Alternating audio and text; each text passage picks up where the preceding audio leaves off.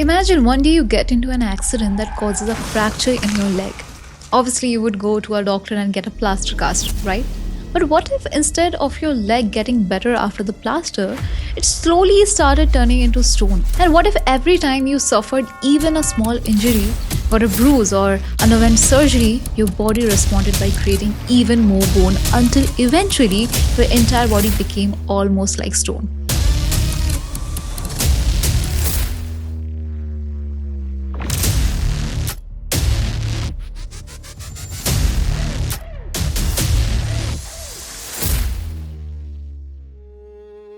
My jaw is completely fused.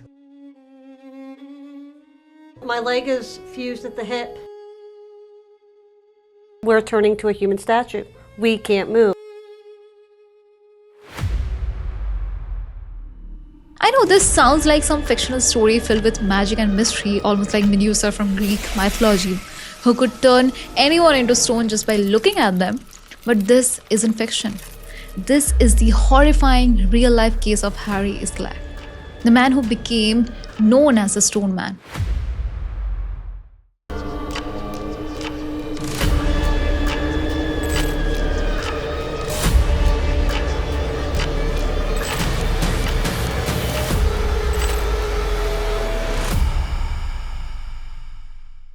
And after living through an incredibly painful life, what Harry did before leaving this world became a gift to medical science. Something I will tell you about at the end. But before we get there, we need to understand how a completely normal little boy ended up losing control over his own body. जिनकी मौत सिर्फ इसलिए हुई क्योंकि sir से लेकर पैरों तक उनकी पूरी बॉडी बस एक पत्थर बनकर रह गई थी। हालांकि इतनी दर्दनाक जिंदगी जीने के बाद इस दुनिया से जाते जाते जो उन्होंने किया, that was a gift from him to medical science, जिसके बारे में मैं आपको एंड में बताऊंगी। लेकिन ये हिस्ट्री का एक ऐसा केस था जिसे देखकर डॉक्टर्स भी परेशान हो गए थे कि how is it even possible. Stone man syndrome एक ऐसी बीमारी है जिसका सिर्फ एक ही तोड़ है, मौत। The story begins on 17 November 1933 when Harry Raymond Eastlack Jr. was born in Philadelphia, USA. As a child, Harry was just like any other little boy. He loved music, he loved playing, and he spent a lot of time with his older sister Helene. His life was completely normal, and there was absolutely no reason for his parents to imagine that something extraordinary was happening inside his body. But there was one small detail that nobody understood at that time. Harry's toes were slightly turned inward. Doctors believed this could simply be a genetic abnormality, and there was no reason for anyone to think that it could have anything to do with the terrifying condition that would later take over his life. Then, when Harry was only around 3 or 4 years old, everything suddenly changed. One day, while he was playing with his sister Helene, he was involved in a car accident and fractured his left leg. Naturally, his parents, Harry Raymond Eastlack Sr. and Helen Brown, took him to a doctor where his injured leg was placed in a plaster cast. And honestly, there was nothing unusual about what they expected next. When a fracture happens, the bone is immobilized. The body heals it over the next few months, and eventually the child starts moving normally again. That was exactly what Harry's parents expected. They had no reason to think that this ordinary accident was about to become the beginning of something that would completely change their son's life. But when the plaster was eventually removed, Harry's leg wasn't behaving the way a healing leg normally should. His parents noticed that the swelling hadn't simply disappeared. Instead, there was a strange hard swelling developing in his thigh. And more importantly, the movement in his leg wasn't gradually returning.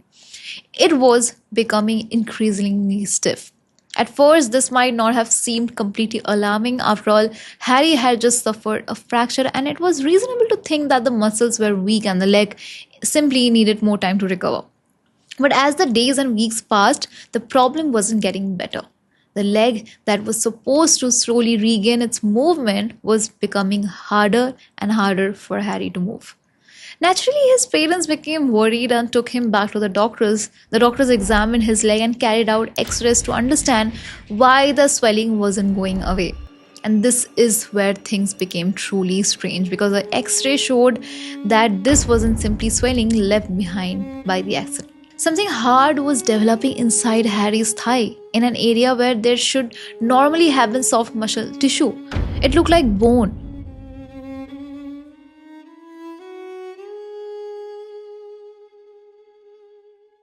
At that point, the doctors didn't have a clear answer. They knew something abnormal was happening, but they didn't yet understand that what was causing it or where it was going to lead. The doctors began investigating the strange tissue more closely. They performed biopsies and other procedures because they needed to understand exactly what this abnormal growth was. But there was a problem that nobody knew about yet. For Harry, disturbing the affected tissue could itself trigger more abnormal bone formation. The doctors were trying to find a solution using the medical knowledge available to them at the time, but they didn't yet understand that Harry's body reacted to trauma in a completely different way. It's a tremendous hardship. FOP is a devastating disease. FOP is one of the rarest and most disabling genetic conditions known to medicine, causing bone to form in muscles, tendons, ligaments, and other connective tissues.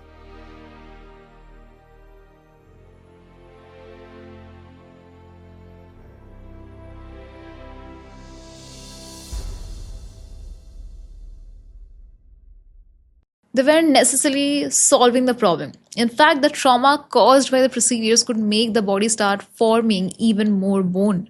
And this created a horrifying circle. Harry had abnormal bone forming inside his muscles. So doctors tried to investigate and remove it, but the procedures themselves caused more trauma. And that trauma could trigger another episode of bone formation. So the place where his body was supposed to heal after surgery could instead become another place where bone started developing. Doctors initially didn't understand why this was happening, which meant Harry underwent repeated procedures in an attempt to control something they were still trying to understand. Historical accounts document 11 surgeries and biopsies during his lifetime, and these repeated interventions greatly worsened his conditions. This wasn't one dramatic moment where he suddenly became unable to move. It happened gradually, which in many ways made it even more disturbing. First, the movement in his injured leg became restricted, then the abnormal bone formation began affecting other areas of his body. His joints started losing their normal range of movement, and eventually his spines became affected as well. By 1946, when Harry was only around 12 years old, his spine had fused and the muscles in his upper back had ossified, leaving his body permanently bent forward. Harry was already losing movements that most of us don't even realize are privileges until they are gone. It was eventually understood that Harry had myositis ossificans progressiva, a condition now known as Fibrodysplasia Ossificans Progressiva or FOP. And this is where the story finally starts making sense.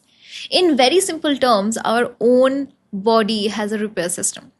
When you injure a muscle, your body sends signals to repair that damaged tissue, and normally the muscle heals as muscle. But in FOP, that repair process goes wrong. Instead of simply repairing the damaged soft tissue, the body can start creating actual bone inside muscles. So imagine a soft muscle in your body being injured, and instead of that muscle simply healing, your body starts building a tiny piece of bone inside.